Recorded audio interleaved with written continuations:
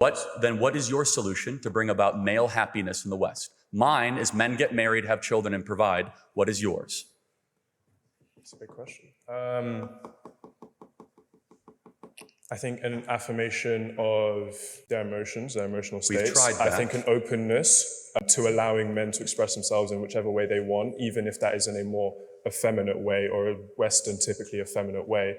I don't think it's about ostracization. I don't think it's about promoting one simple institution of living and disregarding all of those else. Men are free to live single, men are free to be in gay relationships. I don't think that the institution of marriage privileges one to a life of happiness over any other way of living. So of course you have the agency to do that. With all due respect, have you been to London the last 10 years? Men can do whatever they want. I live in London. Are they happier?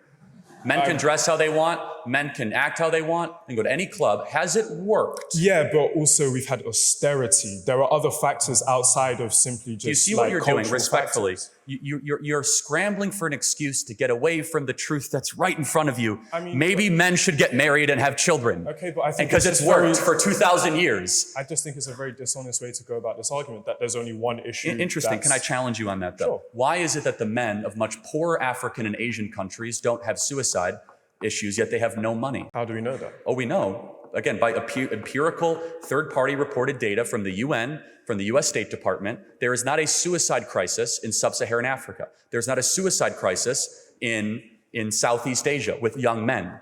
So explain to me that phenomenon. They're materially wealthy, they're not materially wealthy, and yet they're harming themselves. So why would you then say it's austerity?